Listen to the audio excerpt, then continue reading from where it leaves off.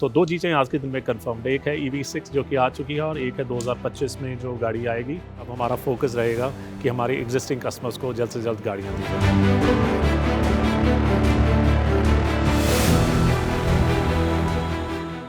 नमस्कार। दैनिक जागरण के दर्शकों का एक बार फिर से स्वागत है और ख़ास मुलाकात है। एक ख़ास शख्सियत हमारे साथ इस वक्त जुड़ी है, लेकिन इस पूरी मुलाकात की ना एक ख़ास वजह, और वो वजह है ये खूबसूरत गाड़ी जो इस वक्त आप हमारे फ्रेम में देख रहे हैं, किया की EV6, जिसके बदौलत किया ने दिखा दिया कि किया टेक्नोलॉजी के मामले में, सस्टेनेबिलिटी के मामले में, क्लीन ग्रीन फ्यूचर के मामले में कहाँ है और क्या उसका रोड मैप और विजन है। और इस पर ज़्यादा जानकारी के लिए, बात करने के लिए हमारे साथ इस वक्त हरदीप बरार जी मौजूद हैं। और तारुफ की ज़रूरत नहीं है। और हमारे लिए सबसे अच्छी बात ये है कि करीब 2 दशक से ज़्यादा का समय हो चुका है और बरार साहब इस इंडस्ट्री को बहुत अच्छी तरह से समझते हैं। सो सिर्फ EV6 की नहीं, हम इस इंडस्ट्री की भी बात करेंगे। बरार सर, बहुत बहुत शुक्रिया हमारे लिए समय निकालने के लिए। सबसे पहले तो sir, the EV6 and it's not easy to come up with a product जिसकी प्राइसिंग थोड़ी सी ज़्यादा लोगों को लगे, लेकिन इस गाड़ी को जिस तरह से एक्सेप्ट किया है वो इस बात का एक तरफ इशारा है कि अच्छे प्रोडक्ट, अच्छी टेक्नोलॉजी के लिए भारत एक बहुत बड़ा बाज़ार है। सर, हमारे दर्शकों के लिए क्या कुछ बता सकते हैं आप कि EV6 का इस वक्त बाज़ार जो है, किस तरह की बुकिंग्स आपको मिली हैं और किस तरीके का आपको लोगों में उत्साह देखने को मिला है, और आगे का जो रोड मैप होगा इस गाड़ी के लिए वो कैसा रहेगा? देखिए, सबसे पहले मैं ये बताना चाहूँगा कि EV6 हमारा वर्ल्ड का बेस्ट प्रोडक्ट है जो हम भारत में लेके आए हैं, क्योंकि हम भारत के कस्टमर्स को ये बताना चाहते थे कि किया के पास इलेक्ट्रिक व्हीकल्स को लेके कैसी टेक्नोलॉजी है, कैसे फीचर्स हैं, जो EV6 बिल्कुल अच्छे तरीके से हमारे कस्टमर्स को जब वो देखेंगे इस गाड़ी को, उनको पता चलेगा कि किया के पास कैसी ओवरऑल टेक्नोलॉजी है। तो हमारा जो पहला रिस्पॉन्स रहा है बहुत बढ़िया रहा है। हमने 26 मई को अपना बुकिंग ओपन करा था। आज 2 जून है, तो 1 हफ्ते के अंदर हमें 355 बुकिंग मिली है।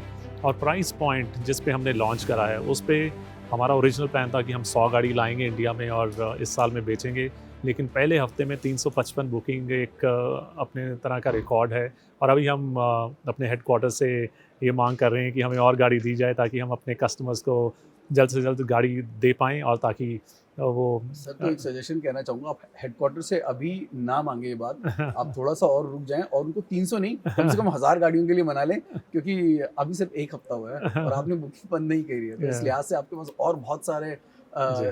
कस्टमर्स हैं जो कि इस वक्त लेना चाहेंगे। तो उन कस्टमर्स के लिए आप क्या कहेंगे जो इन 335 जो आपकी पहली आप 355, कह रहे हैं, हाँ। उनमें शामिल नहीं होंगे और इस गाड़ी के चाहने वाले होंगे, तो how are they suppose to look at it? देखिए, उनको हम यही कहेंगे कि आप थोड़ा पेशेंस रखिए। हाँ, हमारी पहले लॉट बुक हो चुका है, बट इवेंचुअली हम सब कस्टमर को गाड़ी डिलीवर करेंगे। और वो कहते हैं कि अच्छी चीज़ों के लिए थोड़ा इंतज़ार करना भी पड़ता है, तो इस केस में थोड़ा इंतज़ार और लंबा हो जाएगा। But once they drive the car, I think they will love it and it will be worth the wait. Exactly. और सर, इंतज़ार पे हम सवाल ज़रूर पूछेंगे, क्योंकि इंतज़ार भी कई क्षेत्रों में आपकी तीनों जो गाड़ियाँ हैं सभी लंबी लंबी वेटिंग लिस्ट पर हैं, उस इंतज़ार के बारे में भी जानेंगे। लेकिन इस वक्त जो गाड़ी है एज ए CBU भारत में आ रही है, और कस्टमर इस बात को लेकर थोड़े डाउट में भी है कि क्योंकि किया एक मास मैन्युफैक्चरर है, राइट? तो हो सकता है कि आने वाले समय में CKD करा जाए या लोकल असेंबली की जाए। क्या ऐसा भी हो सकता है? और ऐसे में एक बड़ा प्राइस गैप भी आ सकता है, तो क्या बहुत लंबा रुकना ज़्यादा फ़ायदेमंद होगा कस्टमर के लिए? देखिए, पहले आपने बोला मास मैन्युफैक्चरर, इसमें मैं एक चीज़ ऐड करना चाहूँगा। आज किया को इंडियन कस्टमर एक प्रीमियम मास मैन्युफैक्चरर के बारे में जानता है, कि जो प्रीमियम गाड़ियाँ बनाता है, जो एक कारण है कि EV6 का इतना सक्सेसफुल होना, क्योंकि लोग किया को आज एक प्रीमियम ब्रांड मानते हैं। दूसरी बात जो आपने पूछा कि हम इसको CKD या CKD लेके आएंगे, तो हमारा ऐसा कोई प्लान नहीं है। तो जो कस्टमर ने बुक करवाई है, they can be rest assured कि उनको जो गाड़ी है ये बाद में ये नहीं होगा कि सस्ती हो जाएगी। This is going to remain the CBU। जो हमारा ओवरऑल इलेक्ट्रिक व्हीकल्स का प्लान है, वो अभी हम बना रहे हैं। ग्लोबली किया 14 इलेक्ट्रिक व्हीकल्स लॉन्च करेगी, और हम $22 बिलियन इसमें इन्वेस्ट कर रहे हैं।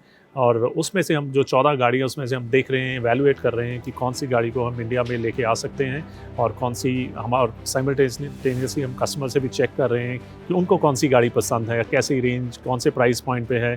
तो हम फिर दोनों का चेक करेंगे कि कौन सी गाड़ी, क्या प्राइस कैटेगरी, क्या बैटरी, क्या रेंज, उसके बेसिस पे फिर हम इंडिया का स्ट्रैटेजी अनाउंस करेंगे और उसके बेस पे फिर और गाड़ियाँ फ्यूचर सर, में। जिन 14 गाड़ियों की हम बात कर रहे हैं, इन 14 गाड़ियों में से क्या वो एक गाड़ी होगी जो कि 2025 में भारत में उतारी जाएगी? जी।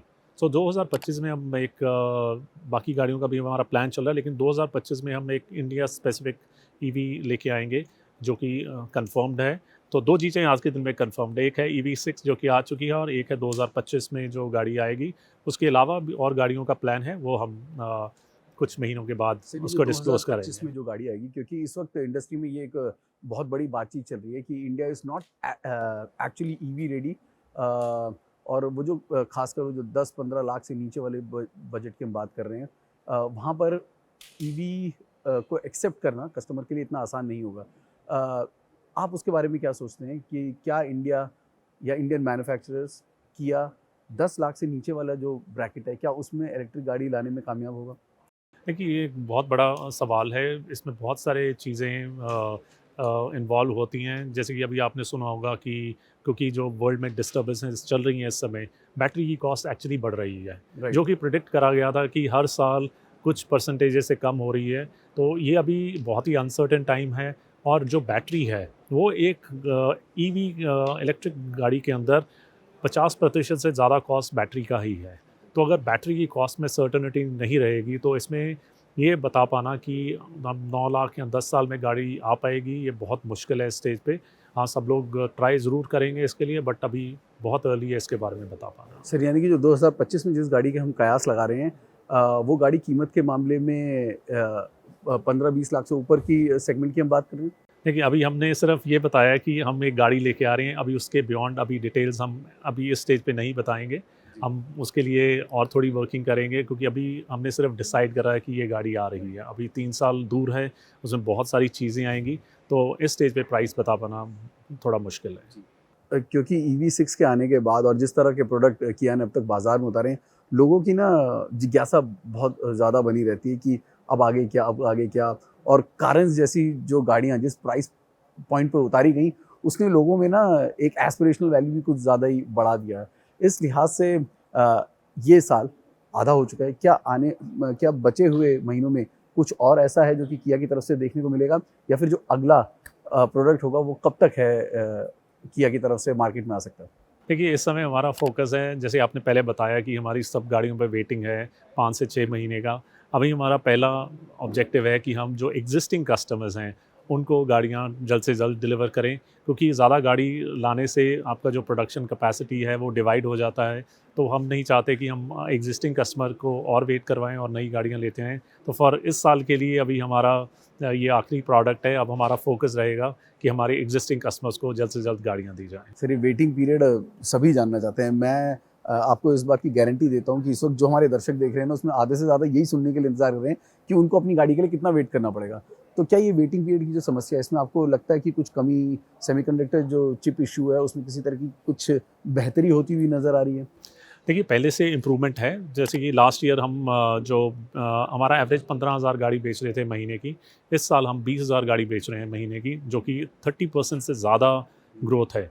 अभी पहले 5 महीने में जो ओवरऑल इंडस्ट्री है, या हम पूरे साल की बात करें तो जो इंडस्ट्री का प्रोजेक्शन है वो 10 से 15% का है और हम 30% से ज़्यादा ग्रोथ कर रहे हैं। तो हमारा जो प्लान है उस हिसाब से हमें सेमीकंडक्टर्स या गाड़ियाँ मिल रही हैं, पर जो डिमांड है वो बढ़ती जा रही। हम सोच रहे थे कि 30% प्रोडक्शन या सप्लाई बढ़ाने के बाद हमारा थोड़ा वेटिंग कम हो जाएगा, लेकिन जैसे-जैसे हम गाड़ियाँ और सप्लाई कर रहे हैं, वैसे-वैसे डिमांड और बढ़ती आ रही, तो वो सिचुएशन ओवरऑल वहीं पे है। सर, मैं जानता हूँ कि किया आँकड़ों के खेल में बिल्कुल विश्वास नहीं रखता, वो सिर्फ़ कस्टमर सैटिस्फैक्शन की ओर ध्यान रखता है और वो उनकी डीलरशिप और सर्विस स्टेशन में भी नज़र आता है। मैं खुद इसका मुआयना कर चुका हूँ और फुली डिजिटल कल्चर है जो कि देखने को मिलता है, जो अपने आप में लाजवाब है। इस लिहाज से अगर हम कहें कि आपने जैसे कहा कि वेटिंग पीरियड को कम करने की पूरी कोशिश इस वक़्त की जा रही है। बट क्या प्राइस में किसी तरीके की कोई छूट देखने को मिल रही है? क्योंकि इन्फ्लेशनरी प्रेशर हैं, इसमें कोई शक नहीं है, लेकिन मेटल की कीमतों में इस वक्त काफ़ी सुधार देखने को मिला है। तो क्या उसका फ़ायदा कस्टमर्स को मिल सकता है कि या कीमतों में किसी तरीके का बदलाव है जो कि कस्टमरों को पास ऑन किया जा सकता है? देखिए अगर आप आज से 2 साल पहले की बात कर रहे हैं, ठीक है, फ्लक्चुएशंस हो रही हैं, अभी लेटली थोड़े प्राइस कम हुए हैं, बट अगर हम देखें जहाँ पे प्राइस थे और जहाँ पे अब हैं, वो बहुत सारा इंक्रीज़ है उसमें।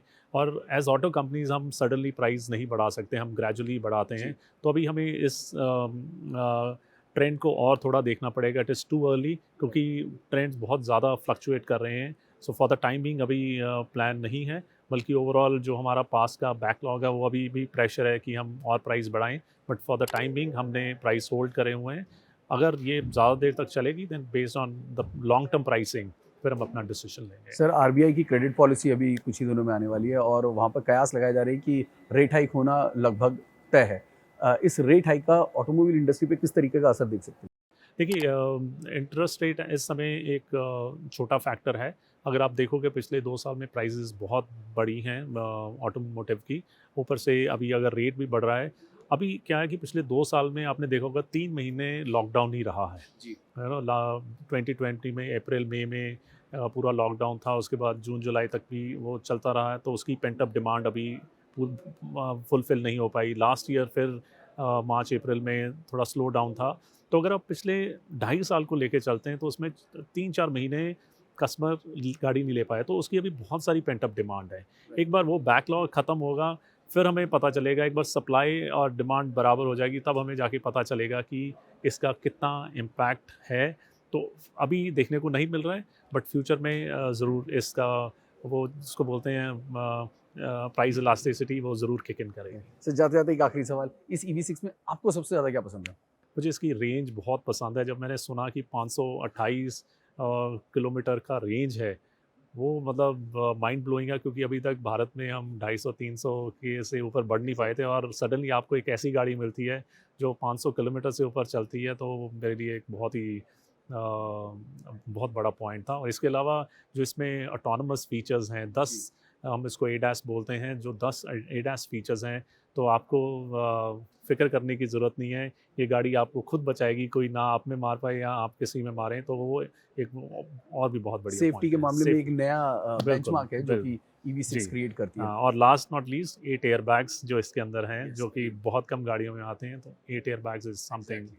Thank you very much, Hardeep sir. It's a pleasure talking to you and looking forward to meet you again and chat on the automobile industry. Thank you. Shukriya. Lovely Thank you, catch sir. up. Thank you. Thank you.